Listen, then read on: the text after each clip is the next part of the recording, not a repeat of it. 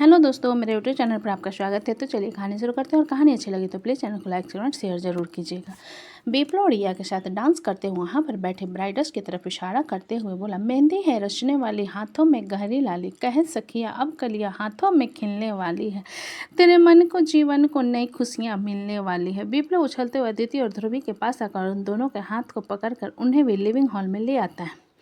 मेहंदी है रचने वाली, हाथों में गहरी लाली, कहे शकिया अब कलियां हाथों में खिलने वाली है, तेरे मन को जीवन को नई खुशियां मिलने वाली है।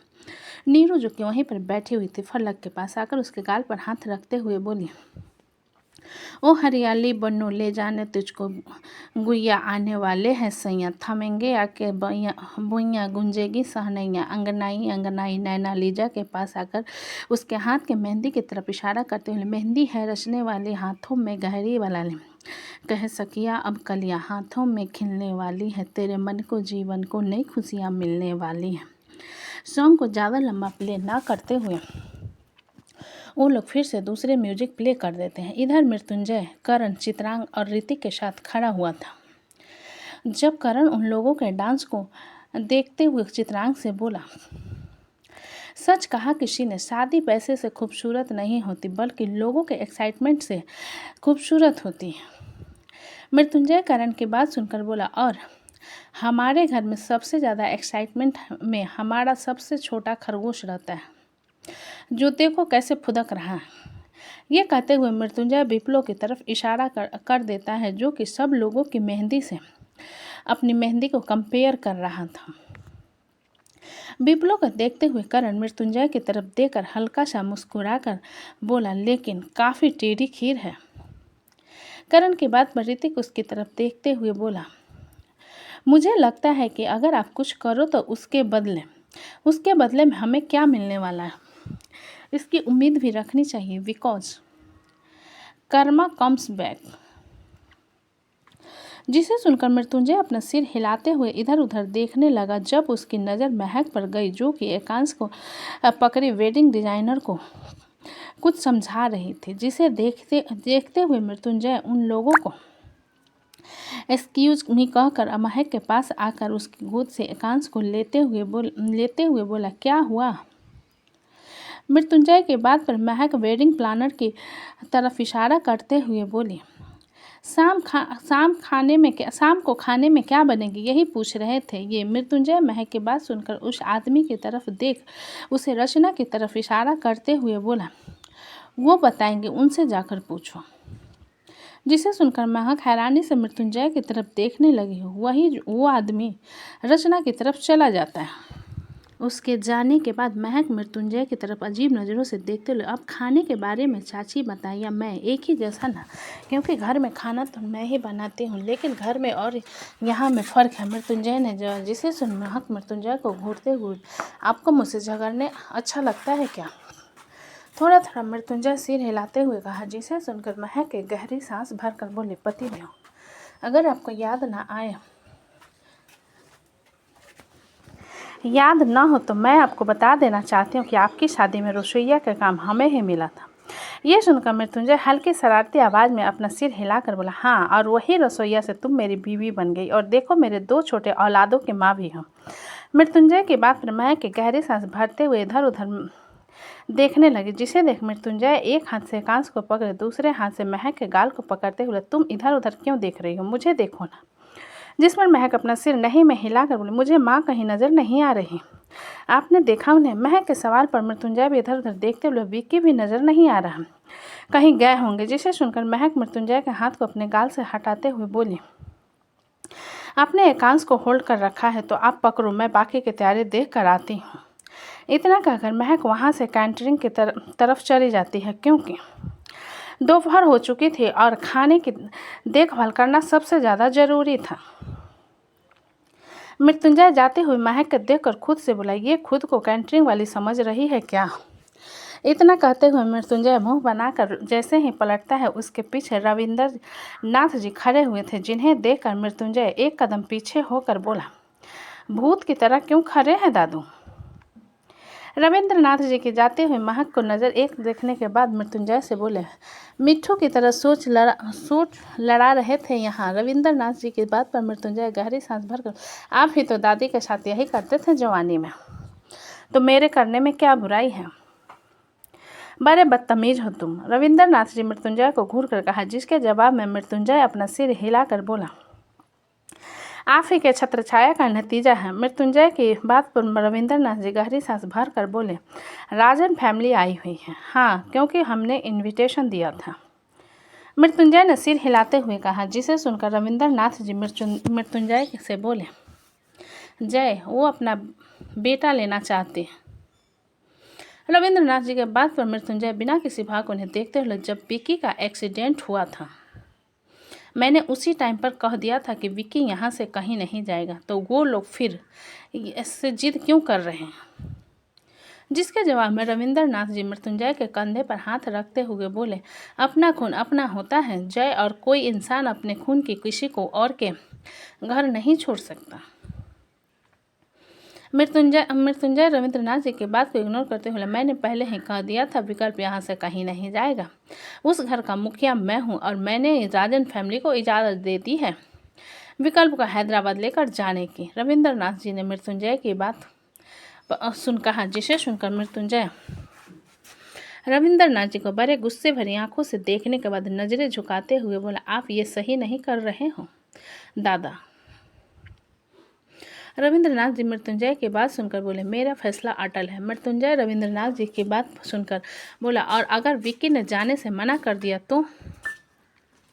मृत्युंजय के बात पर रविंद्रनाथ जी उसकी तरफ देखते हुए बोले, जो अपने खुद की जिम्मेदारी से भागे वो कायर होता है। ये सुनकर मृत्युंजय आगे और कुछ न कर सका, क्योंकि उनका भी एक तरीका से कहना सही था।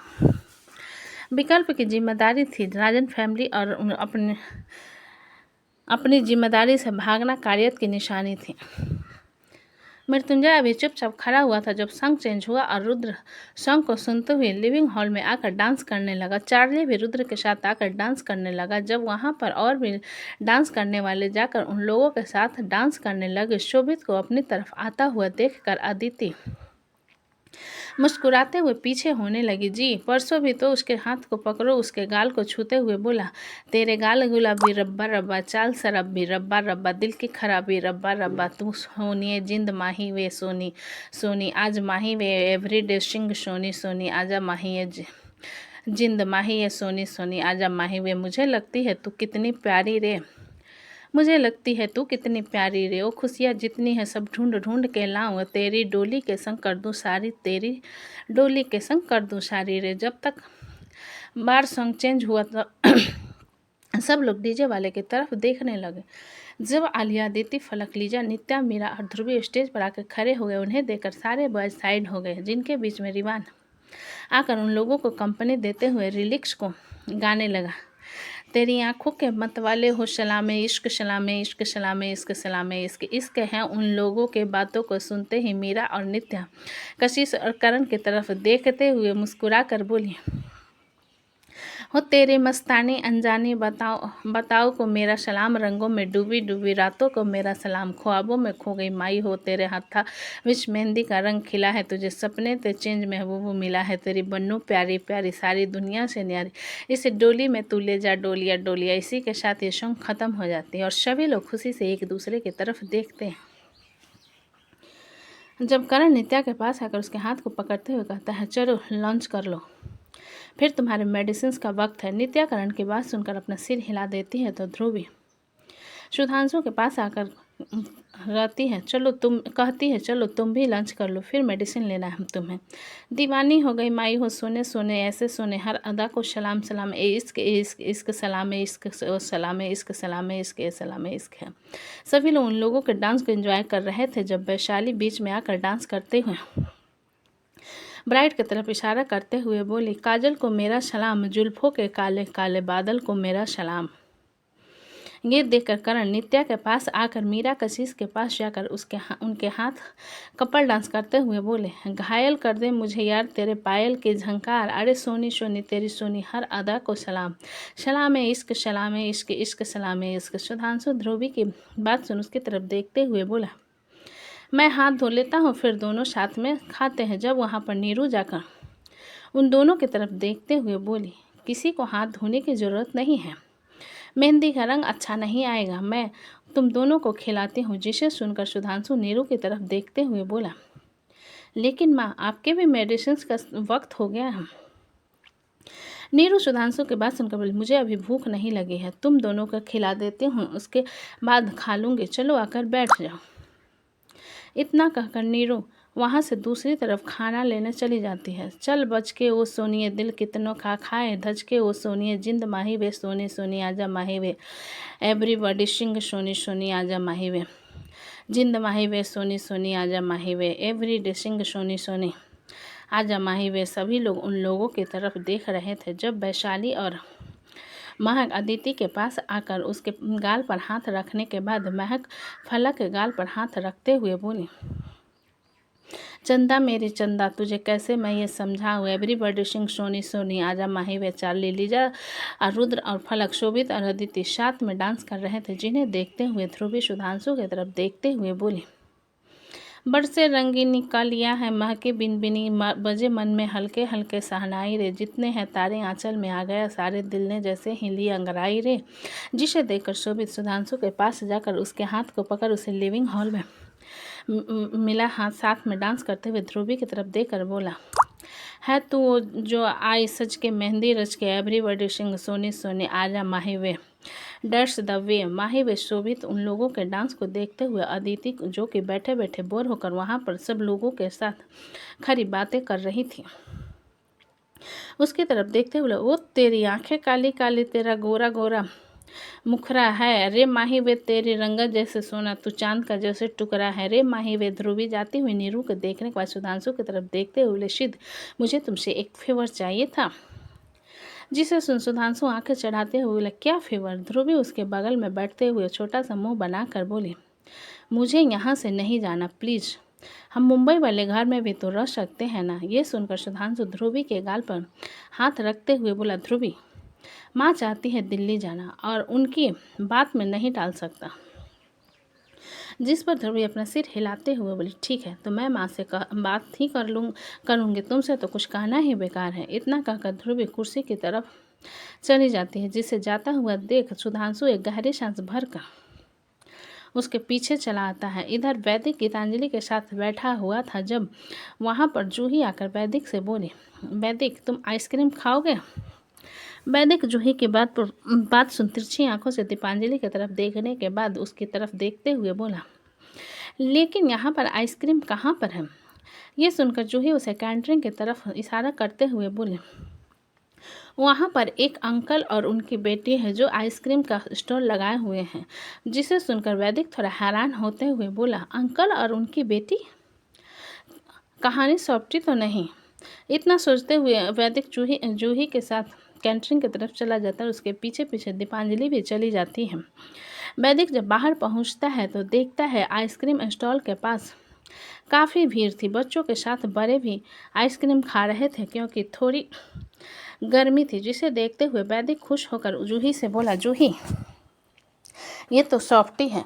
जूही वैदिक के बात पर कंफ्यूज होते हुए बोली, सॉफ्टी, ये कौन है। जिस पर वैदिक अपने कदम स्टॉल की तरफ बढ़ाते हुए बोला, मेरी दोस्त, तुम्हारी दोस्त, दीपांजलि ने जोर से कहा। जिसे सुनकर वैदिक के कदम रुक गए और वो दीपांजलि की तरफ देखते हुए बोला, दीपा।